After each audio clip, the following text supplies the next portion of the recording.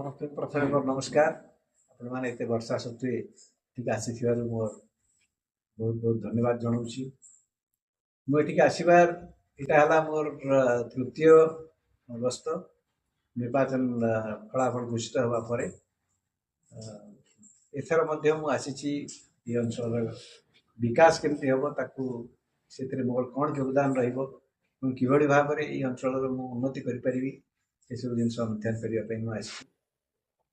ଆଜି ମୁଁ ଆସିବା ପରେ ଯାଇଥିଲି ଏଠିକାର ମିଲ୍କ କୋଅପରେଟିଭ ସୋସାଇଟି ଗୁଡ଼ା କେମିତି ଚାଲିଛି, କ୍ଷୀର ସଂଗ୍ରହ କେମିତି ହେଉଛି। ବର୍ତ୍ତମାନ ମୁଁ ଯାହା ଦେଖିଲି ଯେ ପାରଳାଖେମୁଣ୍ଡି ସହରରେ 5000 ଲିଟର ଚିଲିଂ କାପାସିଟି ଅଛି ଓମଫେଡର, କିନ୍ତୁ ତା ସତ୍ତ୍ୱେ କ୍ଷୀର କଲେକ୍ସନ ହେଉଛି ମାତ୍ର 300 ଲିଟର ଦିନ। ପାରଳାଖେମୁଣ୍ଡି ସହରର ଦୈନିକ ରିକ୍ୱାରମେଣ୍ଟ କ୍ଷୀରର ହେଉଛି 5000 ଲିଟର। ତା ଭିତରୁ ଓମଫେଡ ନିଜେ 2500 ଲିଟର କ୍ଷୀର ଲୋକଙ୍କୁ ଦେଉଛି। ଯେଉଁଠି ମାର୍କେଟର ଡିମାଣ୍ଡ ଅଛି 2500 ଲିଟର, ସେଠି କଲେକ୍ସନ ହେଉଛି ମାତ୍ର 300 ଲିଟର। ଏହାର ମୁଖ୍ୟ କାରଣ ହେଲା ଯେ ଚାଷୀମାନେ ତାଙ୍କର ପ୍ରାପ୍ୟ ଠିକ୍ ସମୟରେ ପାଉନାହାନ୍ତି। ଯେଉଁମାନେ ଏଠିକାର କର୍ମଚାରୀ, ସେମାନେ ମାସ ମାସ ଧରି ତାଙ୍କର ଦରମା ପାଇନାହାନ୍ତି, ଚାଷୀମାନଙ୍କ ପ୍ରାପ୍ୟ ମିଳୁନାହିଁ। ଏଇ ସବୁ ଗୁଡ଼ାକ ହେଲା ମ୍ୟାନେଜରିଆଲ ପ୍ରୋବ୍ଲେମ୍ସ। ଏବଂ ଚାଷୀମାନଙ୍କୁ ମାତ୍ର 32 ଟଙ୍କା ଦିଆଯାଉଛି ଲିଟର ପିଛା କଲେକ୍ସନ ସମୟରେ ତାଙ୍କର ଫ୍ୟାଟ କଣ୍ଟେଣ୍ଟକୁ ଲକ୍ଷ୍ୟ ରଖିକି।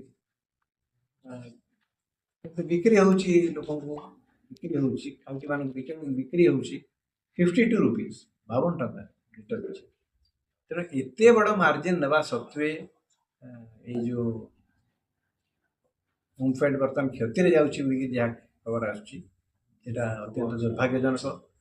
ଏବଂ ଏହା କରିବା ଫଳରେ ଗୋଟିଏ ପରେ ଗୋଟିଏ ମିଲ୍କ ସୋସାଇଟି ବର୍ତ୍ତମାନ ବନ୍ଦ ହେଇଯାଉଛି।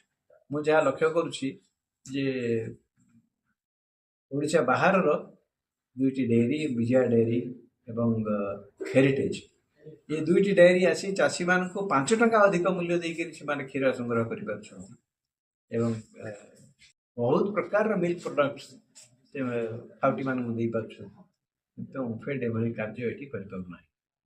ଏଇଟା ଅତ୍ୟନ୍ତ ଦୁଃଖଦାୟକ। କାହିଁକିନା ଏଇ ଅଞ୍ଚଳ ଆପଣଙ୍କର ଗୋଷାଣୀ କୁହନ୍ତୁ, କାଶୀନଗର କୁହନ୍ତୁ, ଏସବୁ ଅଞ୍ଚଳ ହେଉଛି କୃଷି ପ୍ରଧାନ। ଏଠି ଆଉ ବିଶେଷ ତ କୌଣସି ଶିଳ୍ପ ନାହିଁ କହିଲେ ଚଳେ। ତେଣୁ ଚାଷୀମାନଙ୍କୁ ଯଦି ଆମେ ତାଙ୍କର ଇନକମ୍ ବଢ଼ାଇବା ପାଇଁ ଆମେ ଚାହିଁବା, ତାହେଲେ ଦୁଗ୍ଧ ବ୍ୟବସାୟ ନିଶ୍ଚିତ ଭାବରେ ଗୋଟିଏ ପ୍ରକୃଷ୍ଟ ପନ୍ଥା ବୋଲି ସଦାବେଳେ ଧରାଯାଏ।